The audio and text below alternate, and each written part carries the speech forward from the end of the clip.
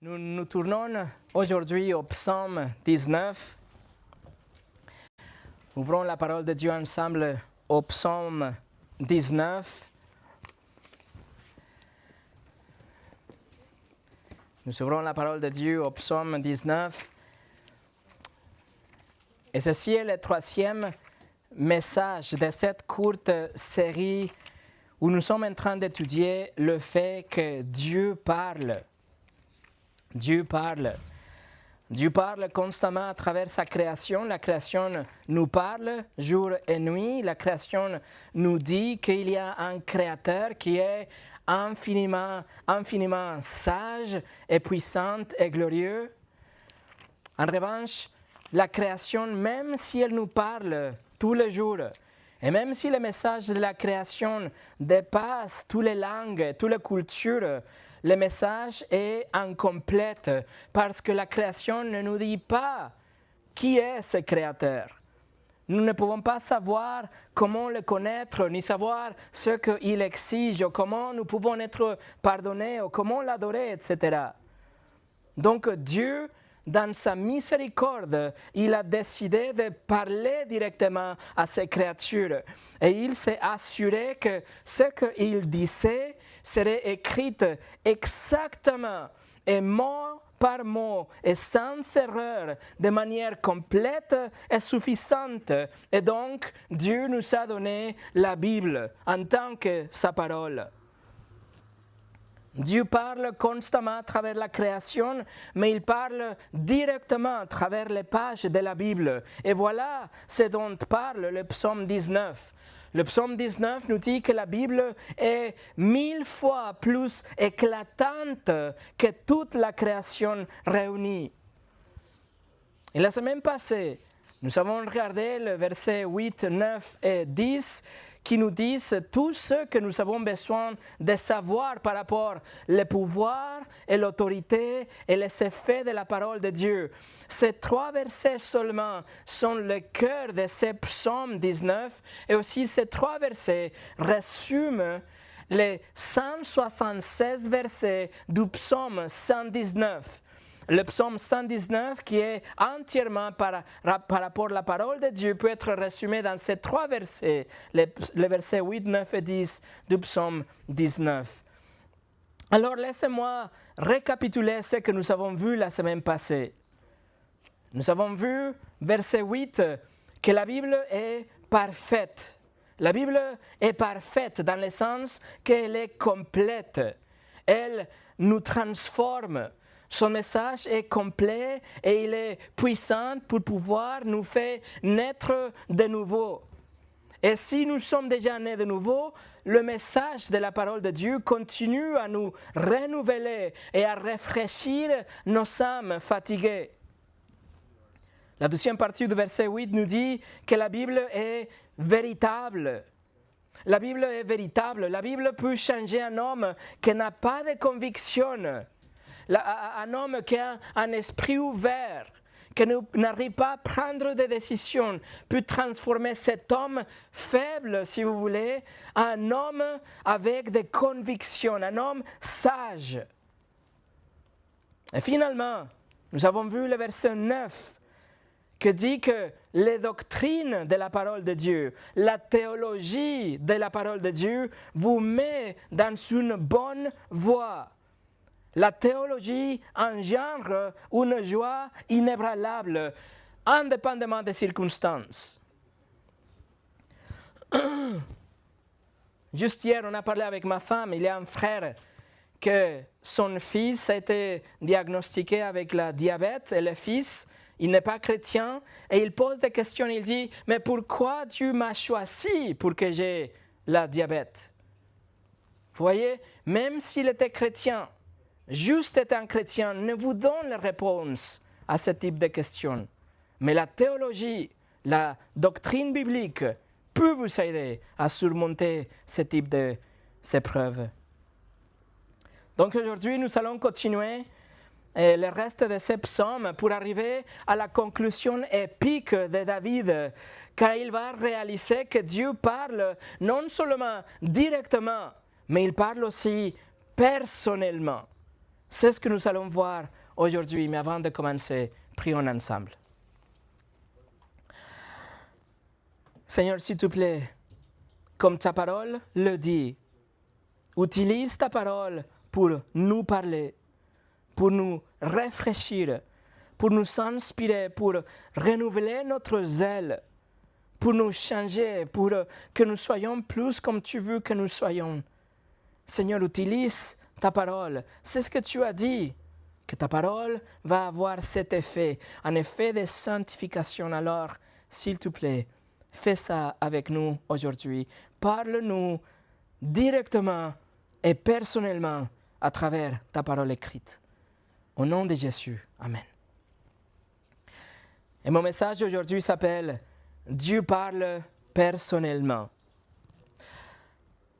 Nous avons dit la dernière fois que la deuxième moitié du psaume 19, c'est comme un diamant que David est en train de regarder, qu'il est en train de tourner ce diamant entre ses mains.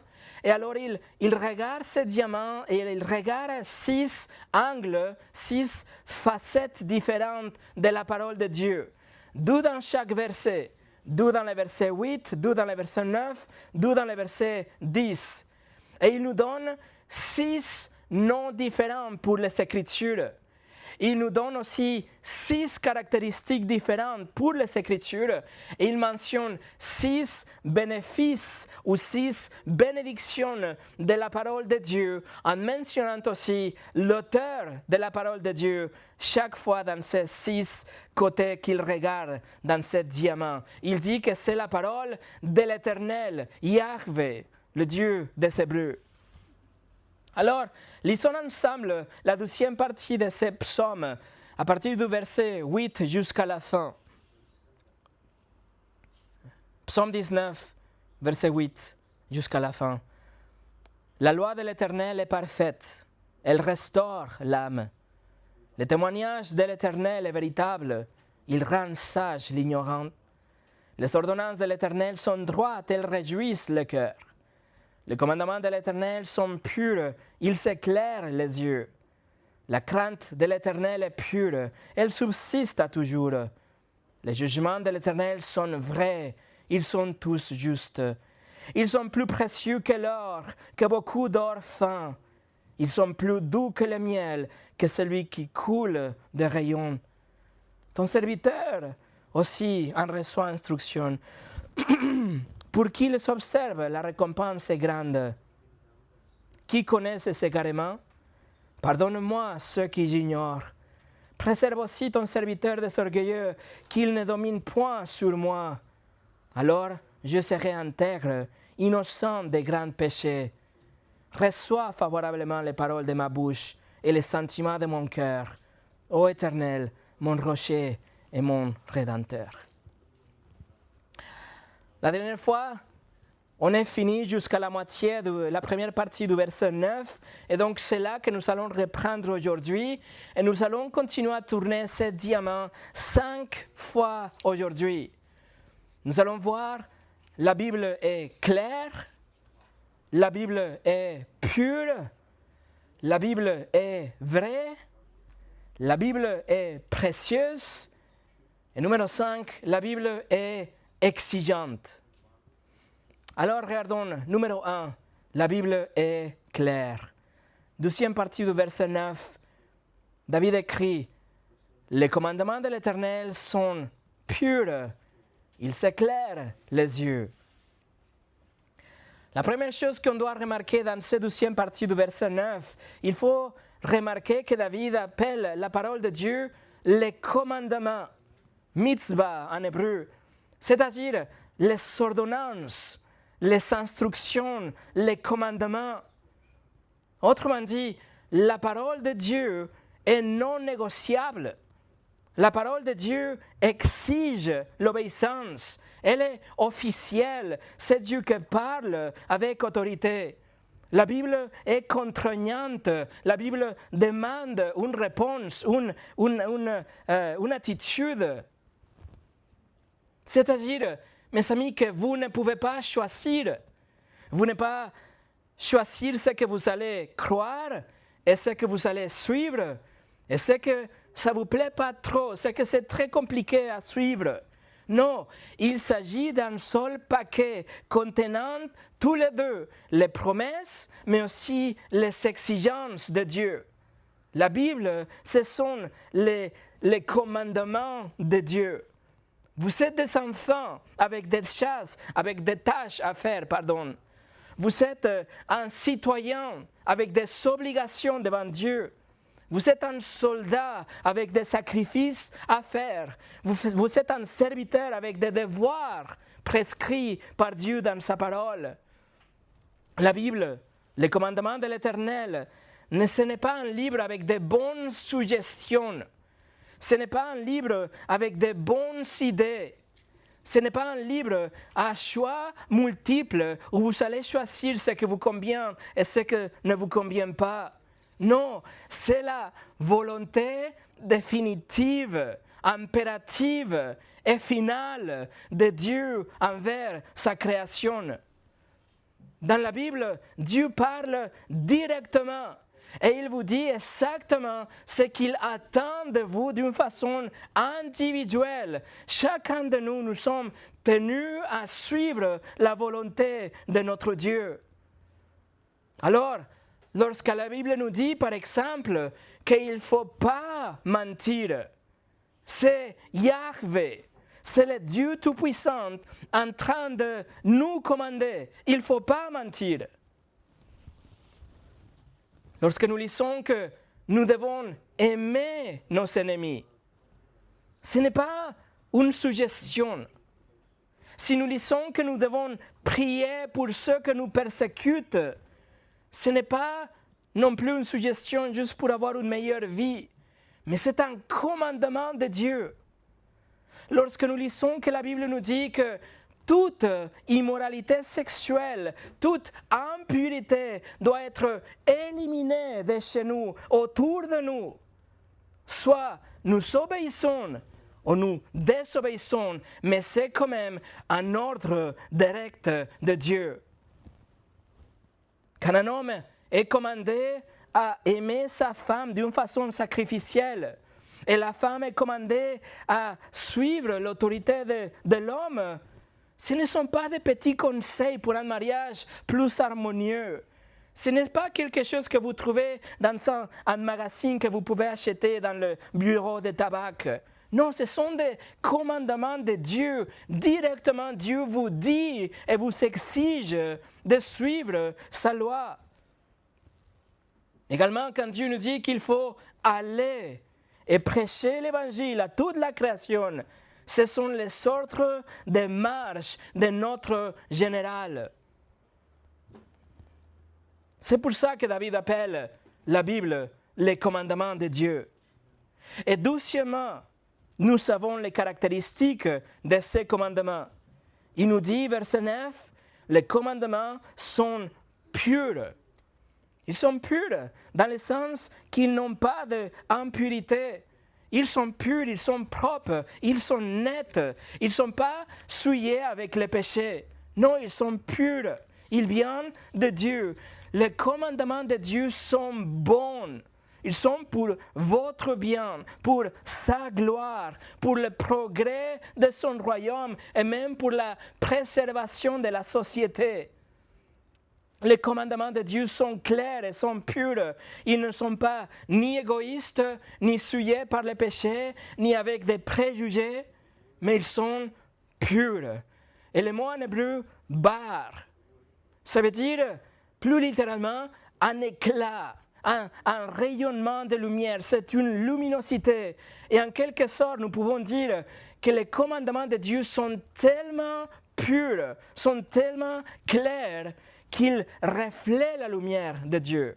C'est pour ça que David l'appelle comme ça. Les commandements de Dieu sont une lumière brillante.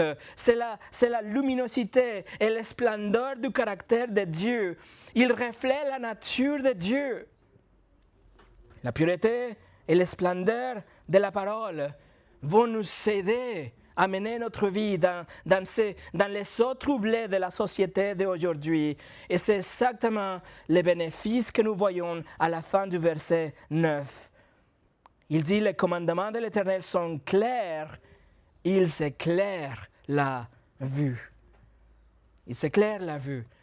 Autrement dit, nous n'avons pas besoin que les aveugles nous guident. On n'a pas besoin des traditions des hommes pour nous suggérer peut-être comment Dieu va nous pardonner. On n'a pas besoin de scientifiques pour qu'ils viennent nous proposer des théories par rapport à l'origine de l'univers. On n'a pas besoin du Sénat pour qu'il essaye de redéfinir le mariage. Ou des célébrités pour essayer de nous convaincre que c'est une bonne chose et acceptable de tuer un bébé dans le ventre de sa mère. Ou de la société pour promouvoir la redéfinition des genres. Ou des églises libérales qui essaient de fusionner les rôles de l'homme et de la femme, ou accepter le divorce juste dans n'importe quel mode, en dehors de ce que la Bible permet. On a besoin de la lumière des Écritures pour éclairer notre vue, pas d'une autre chose, pas d'une autre source. C'est ce que Jésus a dit par rapport aux pharisiens, quand ils ont essayé de définir les attitudes et les actions au-delà des pages des Écritures. Jésus a dit, Matthieu 15, 14, Jésus a dit, laissez-le, ce sont des aveugles qui conduisent des aveugles. Si un aveugle conduit un aveugle, ils tomberont tous deux dans une fosse. Vous voyez, mes amis, ce dont nous avons besoin, c'est de la lumière des Écritures. C'est la lumière qui va nous guider vers le vrai nord. C'est la boussole qui va nous conduire. C'est le phare qui va illuminer notre course. Et c'est ce que David affirme. Les commandements de l'Éternel sont clairs. Ils éclairent la vue. Alors êtes-vous confus aujourd'hui, par exemple? Vous ne savez pas où aller? Vous ne savez pas quelle direction prendre? Vous ne connaissez pas quel est le meilleur scénario dans votre cas? Vous avez plusieurs choix et vous êtes confus? Alors, ouvrez le livre. Il faut chercher les commandements explicites de Dieu. Et après, vous allez considérer les commandements implicites de Dieu. Vous allez ensuite appliquer la sagesse qui vient de la parole de Dieu. Le livre de Psaumes, le livre de Proverbes, Ecclésiaste, Job, le Cantique de Salomon. Et vous allez prendre une décision. Et vous allez faire confiance à Dieu pour les résultats. Voilà la façon biblique de prendre des décisions. Écoutez comment le psaume 119 reformule la relation entre la parole, sa pureté et la lumière qu'elle apporte à votre chemin. Psaume 119, verset 52.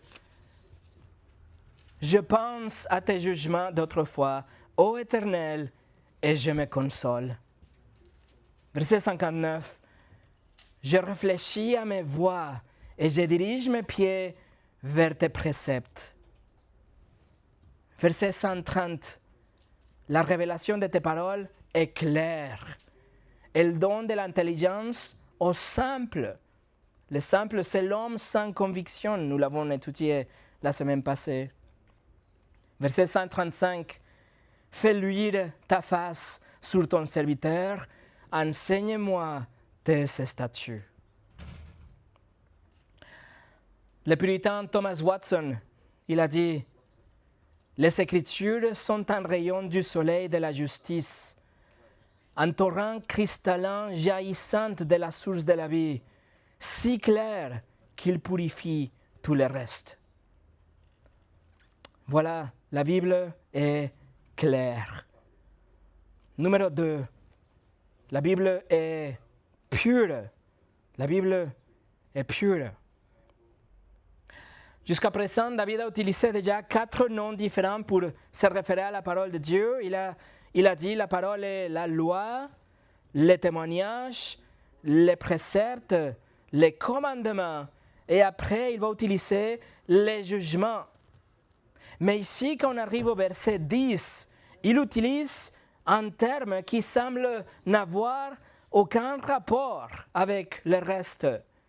il dit la crainte de l'Éternel. Regardez le verset 10. La crainte de l'Éternel est pure. Elle subsiste à toujours. En hébreu, le mot signifie bien peur, la crainte, voire même la terreur. Et ça, c'est la crainte que dans ces cas se réfère à la parole de Dieu. La parole de Dieu est la crainte de l'Éternel. Pourquoi? Parce qu'à travers la Bible, à travers la parole de Dieu, Dieu se révèle à nous. Il nous dit qui il est. Il nous dit ce qu'il veut. Il nous dit ce qu'il promet, bien sûr, mais il nous dit aussi ce qu'il demande de notre part. Ce que nous avons dans la Bible, c'est le dévoilement de Dieu invisible. Dans la Bible, nous savons la seule façon pour pouvoir les connaître personnellement. Et donc, quand nous venons à ce livre, nous devons arriver avec une certaine crainte et un respect et une révérence. Quand la Bible parle, Dieu parle. Voilà la crainte de la parole de Dieu. Et aussi parce que nous y venons avec la conviction que Dieu va nous parler. Et donc, la Bible va nous dire à quel point Dieu est saint et à quel point il est redoutable aussi. La crainte de l'Éternel vient de la parole de Dieu. Martin Luther, dans les jours de la Réforme, il a distingué entre ce qu'il appelait la crainte servile et la crainte filiale.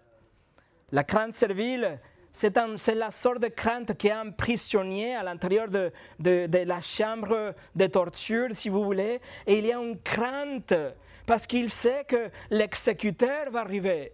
Et il a une crainte extrême quand il voit les gardiens ou quand il entend le bourreau.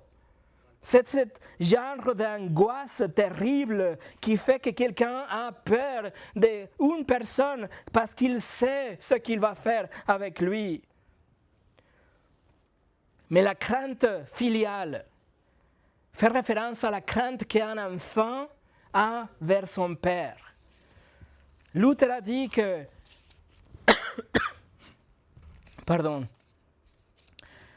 Luther a dit que c'est cette peur que l'enfant a vers son père parce qu'il y a une crainte, il y a un respect énorme pour son père. Il aime tellement son père et il aime tellement sa mère, alors il veut leur faire plaisir. Il ne veut pas les déshonorer. Il y a une peur, une anxiété d'offenser ceux qu'il aime. Pas parce qu'il a peur de la torture ou même du châtiment, mais plutôt parce qu'il a peur de déplaire la source de son amour et sa sécurité.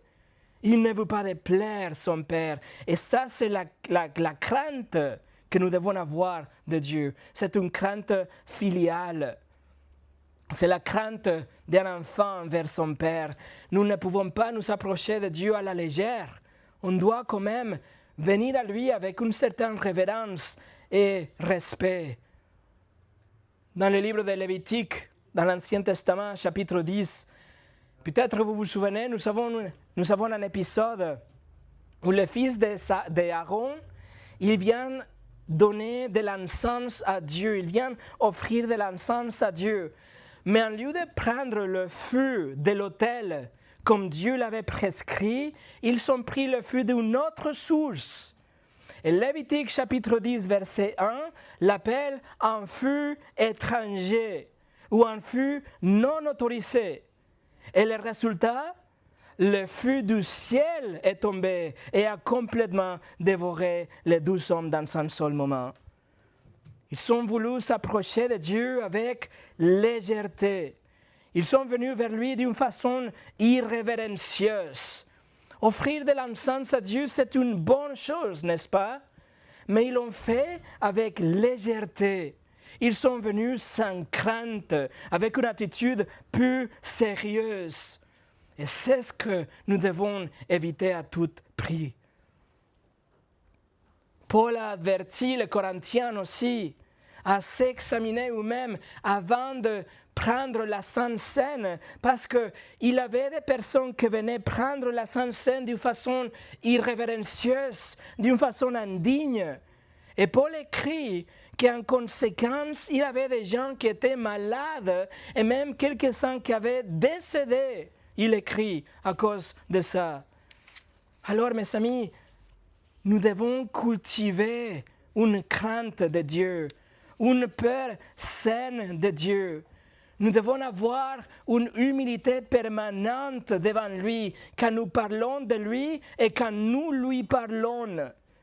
Quand nous chantons de lui ou quand lui chantons, nous devons avoir une révérence extrême. Oui, il est notre Père, mais il est le Dieu Tout-Puissant et il mérite notre respect. Ce type de crainte ne peut pas être cultivé que lorsque nous sommes exposés à la parole de Dieu. C'est seulement la parole qui va nous révéler à quel point et combien il est redoutable, à quel point il est saint. Alors, la réponse à ça, si vous n'avez pas de peur de Dieu aujourd'hui, vous manquez de temps dans la parole de Dieu. Ouvrez le livre et vous allez voir combien il est redoutable. Notre verset 10 nous dit que la crainte de l'Éternel, qui représente les Écritures, est pure. Nous dit que la crainte de l'Éternel subsiste pour toujours. Elle est pure parce qu'il n'y a rien de mauvais dans la crainte de Dieu. La crainte de Dieu n'a rien de négatif. C'est quelque chose de positif et tellement positif que nous devrions y développer régulièrement. La Bible est pure parce qu'elle n'est pas adultérée. Il n'y a pas de tâches, il n'y a pas de mensonges, il n'y a pas de déception, il n'y a pas d'égoïsme. La Bible est pure et c'est à travers cette pureté que nous allons grandir dans la crainte de Dieu Tout-Puissant.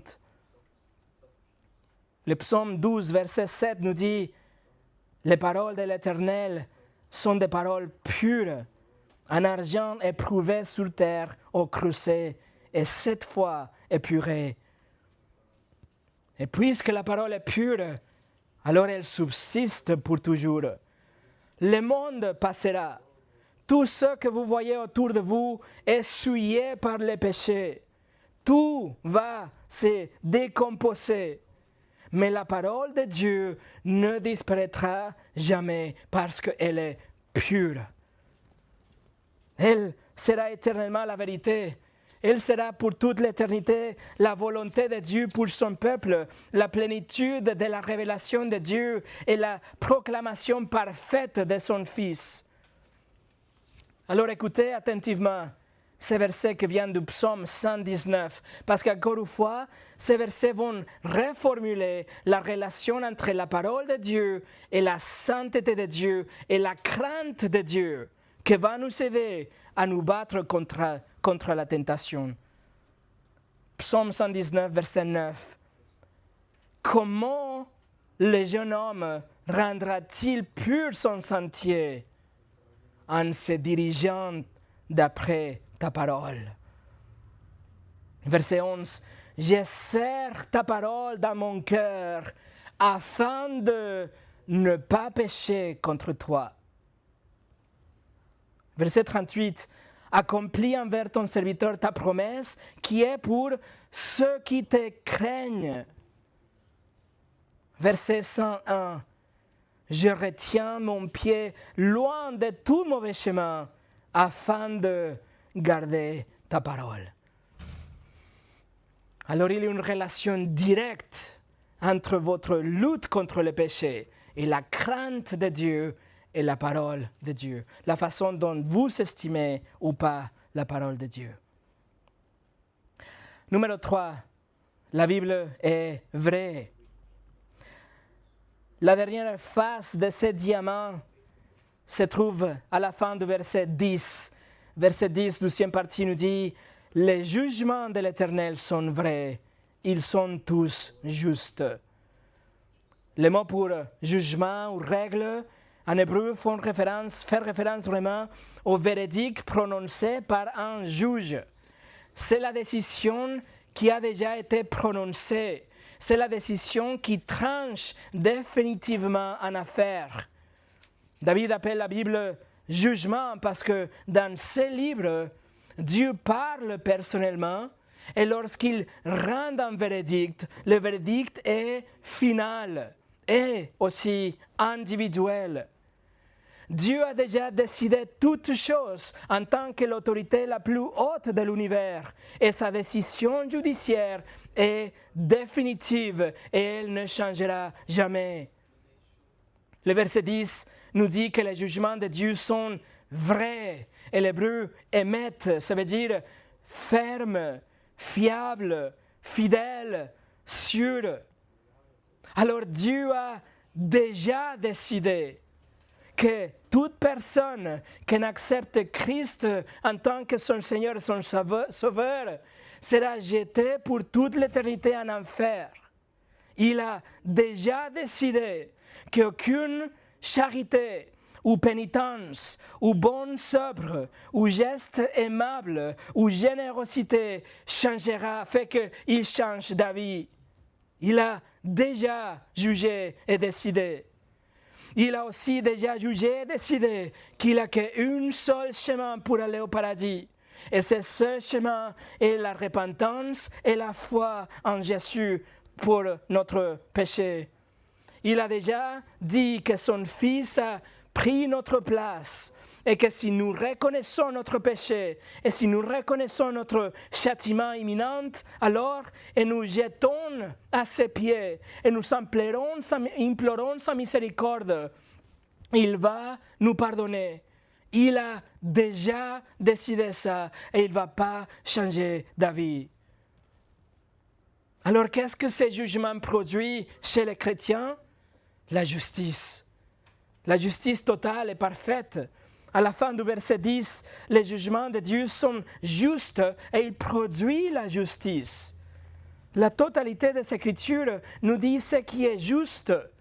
Tout ce dont nous avons besoin pour vivre une vie pieuse, pour vivre une vie selon la volonté de Dieu, est déjà écrite dans la parole de Dieu.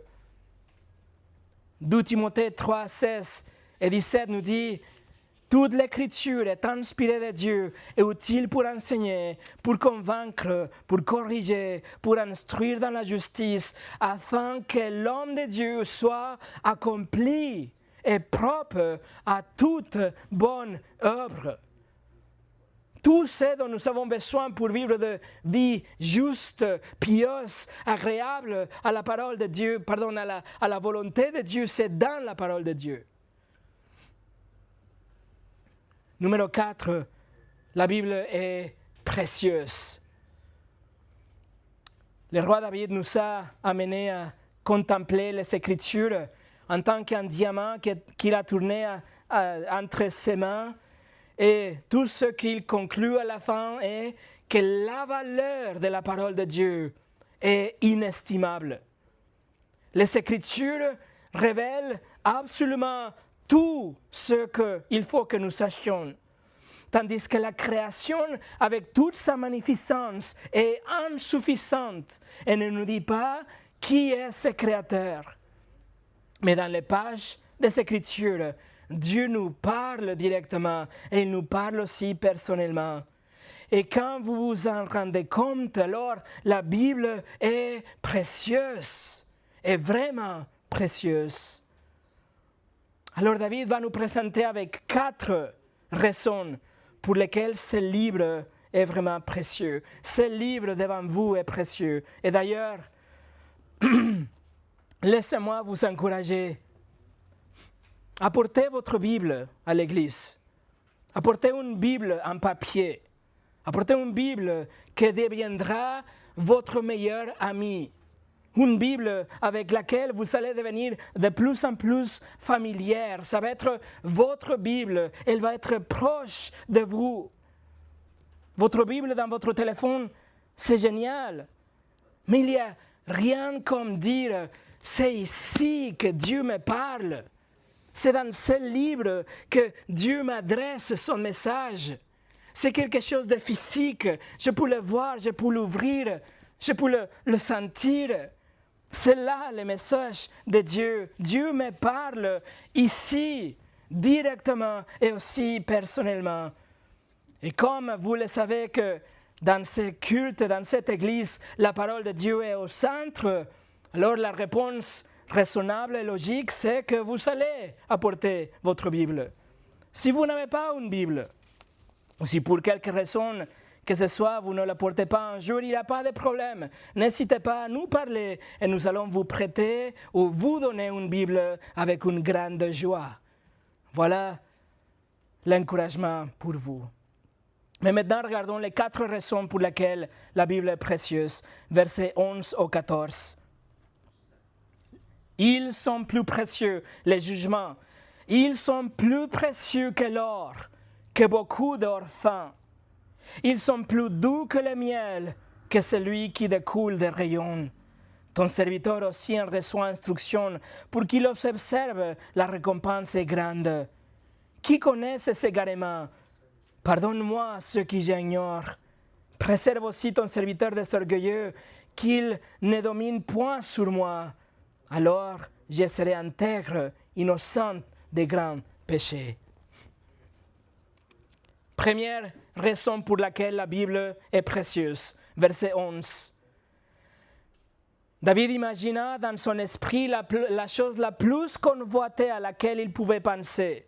La chose la plus importante dans ces jours-là, il imagine l'or. Et donc, il regarde la parole de Dieu et il regarde une pièce d'or et il dit le jugement de Dieu. La parole de Dieu est beaucoup plus précieuse que l'or. Et après, tout de suite, il se corrige lui-même et il dit non, que beaucoup d'or fin. Il regarde plus loin et peut-être il y a un coffre au trésor rempli avec des pièces d'or et de lampadaires, et de coupes et de bagues et de colliers. Et il dit, je préfère la parole sacrée de Dieu que beaucoup d'or fin. Non seulement ce livre est plus précieux que l'or fin, mais aussi plus doux que le miel, il dit. Le miel qui découle des rayons, oui, la chose la plus précieuse, le plus grand trésor, mais aussi beaucoup plus précieux que la chose la plus agréable, la chose la plus douce. Voilà ma Bible. Ça, c'est ma Bible. Qu'est-ce que vous désirez aujourd'hui, mes amis? Connaître Dieu doit être votre priorité numéro 1 dans votre liste.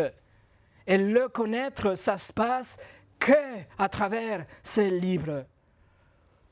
Seulement la parole de Dieu peut me transformer. C'est seulement la parole de Dieu qui peut me donner la sagesse, qui peut produire de la joie dans mon cœur, qui peut illuminer mes yeux, qui peut me mener vers l'éternité et dans la justice. Et donc, voici mon bien, le plus grande possession, mon plus bien-aimé. Rien de plus important que ce livre. Le psaume 119, verset 72. Mieux vaut pour moi la loi de ta bouche que 1000 objets d'or et d'argent. Psaume 119, 127. J'aime tes commandements plus que l'or et que l'or fin. Deuxièmement, verset 12. La Bible est précieuse parce qu'elle nous révèle la volonté de Dieu. Elle nous éclaire afin que nous sachions quelle direction on doit prendre. Verset 12 nous dit, ton serviteur aussi en reçoit instruction pour qu'il les observe, la récompense est grande.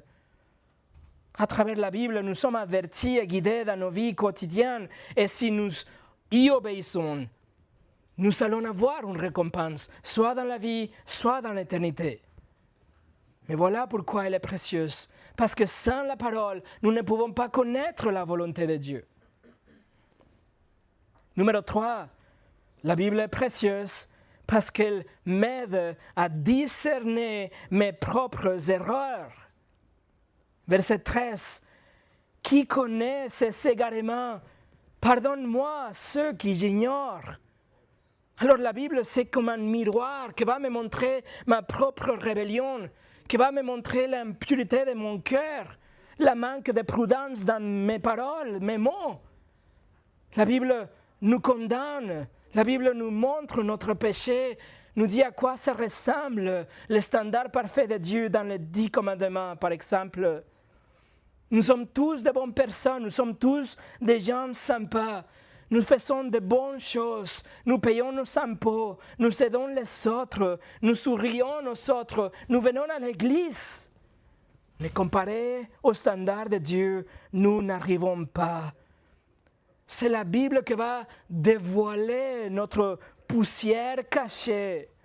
Et notre vie secrète de pensées impures va être toute dévoilée devant nos yeux. Parce qu'on sait que Dieu est en train de regarder ça aussi. C'est la Bible qui va nous montrer notre besoin pour un sauveur.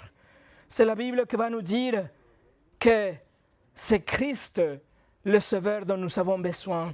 Et c'est la Bible qui va nous amener à la repentance et à la foi en lui. Alors la Bible est précieuse parce qu'elle dévoile, expose notre péché. Elle nous amène même à dire ce que David dit à la fin du verset 13.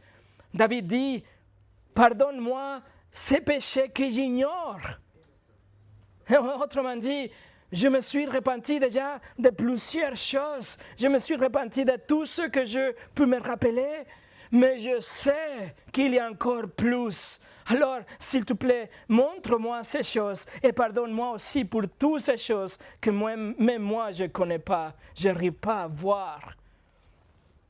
C'est ce que David a prié dans le psaume 139, versets 23 et 24.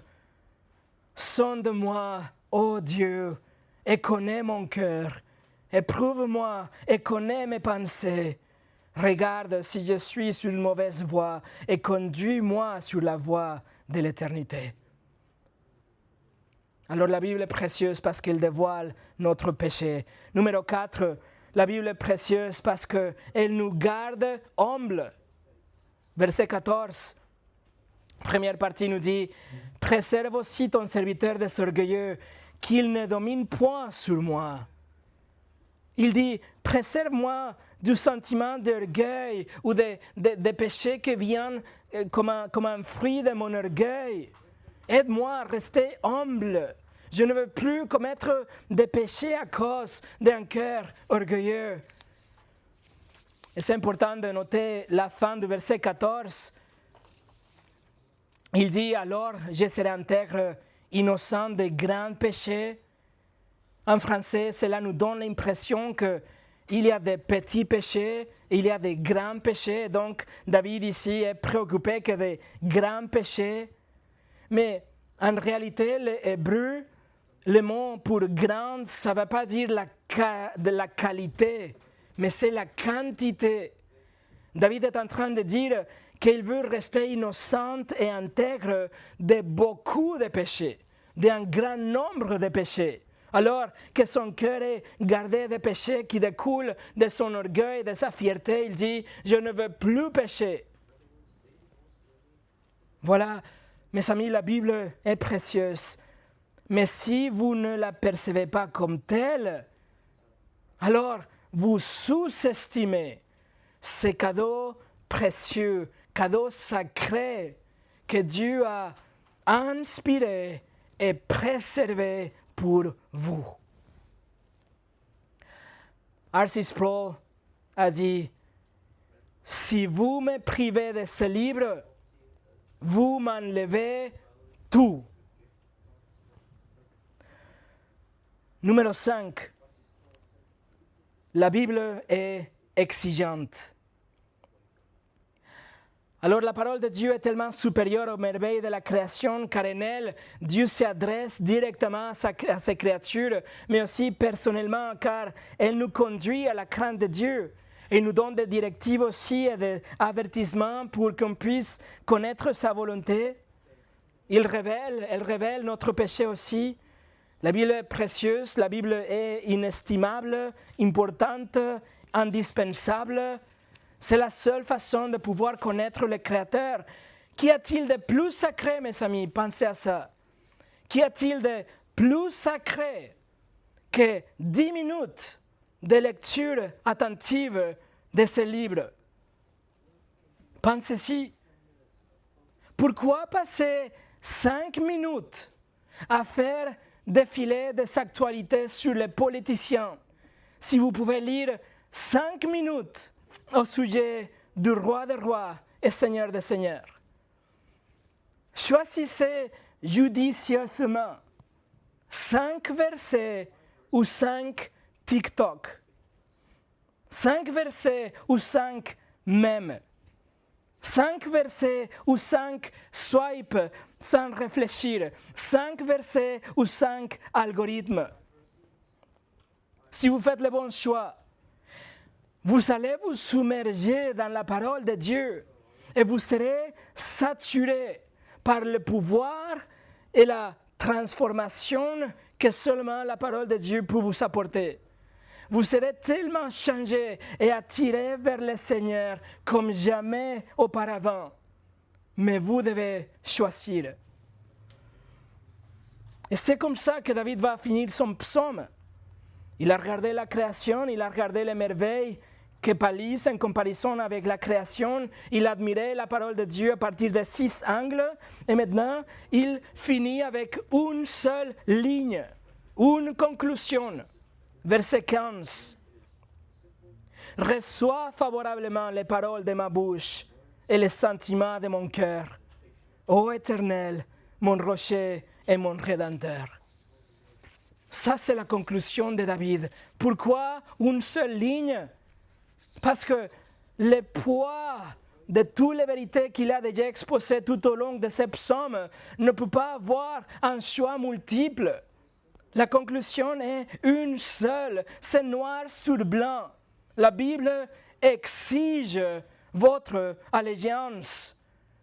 Vous vous engagez envers la parole de Dieu ou vous la ignorez complètement, mais il n'y a pas de milieu juste. La réponse de David au pouvoir des Écritures est tout simplement un engagement envers la parole, une allégeance pour que ces paroles, tout ce qui va sortir de sa bouche et tout ce que son cœur va désirer soit acceptable aux yeux de Dieu. Que tout ce qu'il dit et ce qu'il pense soit compatible et cohérent avec ce que Dieu a déjà dit. Et ça, c'est le sommet de ces psaumes. Ça, c'est la conclusion. 14 versets pour arriver à ça.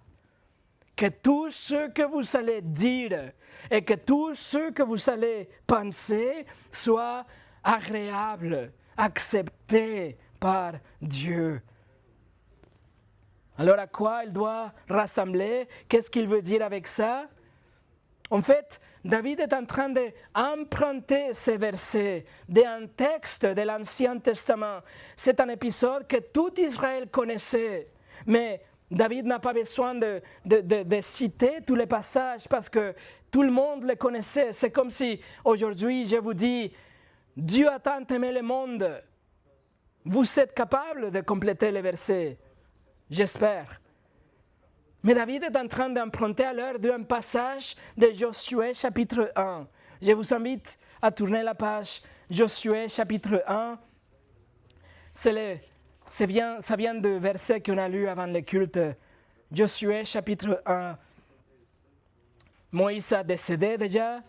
Dieu a mandaté Josué à conduire le peuple à la terre promise. Et regardez le verset 8. Josué 1, verset 8. Que ce livre de la loi ne s'éloigne point de ta bouche. Médite-le jour et nuit pour agir fidèlement selon tout ce qui est écrit, car c'est alors que tu auras du succès dans tes entreprises. C'est alors que tu réussiras. Les paroles de nos bouches, les méditations ou les sentiments de nos cœurs, ils vont être acceptables à Dieu s'ils sortent de ce livre. si nous passons notre temps en méditant, si nous étudions, si nous obéissons, c'est là que nous serons agréables dans tout ce que nous pensons et tout ce que nous disons. Et donc Dieu dit qu'on va prospérer selon sa volonté. Ça, c'était le message. Tout le monde le connaissait. Quand David écrit ça, tout le monde savait qu'il se référait à cet épisode. Et donc, que ce livre de la loi ne s'éloigne pas de moi. C'est ce qu'il est en train de dire. Je ferai attention d'agir selon ce que tu as déjà dit. Je vais méditer de ta fidélité. Je vais faire tout ce que tu as déjà prescrit. Je vais filtrer tout à travers ta parole. Et pour finir, revenons au psaume 19. Psaume 19, verset 15. La réponse de l'homme au pouvoir de la parole de Dieu et la lumière de la parole de Dieu. La réponse de l'homme doit être embrasser la parole de Dieu. Nous devons aimer les Écritures. Nous devons manger la parole de Dieu. Nous devons penser, nous devons en parler des Écritures. Nous devons être tellement attachés et impliqués avec la parole, connaître la Bible tellement que nous serons saturés par la Bible. Et nos pensées et nos paroles seront cohérentes avec ce que Dieu a déjà révélé. Et c'est ce que David prie. C'est ce que la Bible exige. Verset 15. Reçois favorablement les paroles de ma bouche et les sentiments de mon cœur, ô Éternel, mon rocher et mon Rédempteur. Oh mes amis, j'aimerais tant que ce soit aussi notre prière. Que les paroles de nos bouches, que les sentiments de nos cœurs soient agréables à Dieu. Après avoir tous ces 6 versets de la révélation de Dieu, et il nous a dit combien la parole est précieuse, la conclusion doit être ça. Je vais manger ma parole, la parole de Dieu. Je vais obéir et suivre la Bible.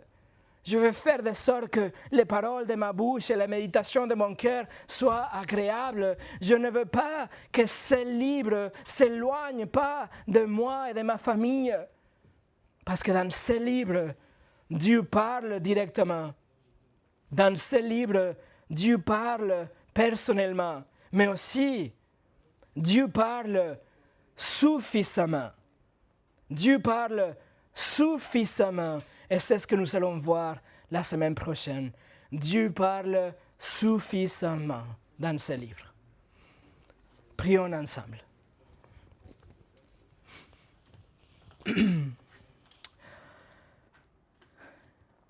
Seigneur, tout ce que je fais, c'est exposer ce que tu as déjà dit. Seigneur, je peux rien faire.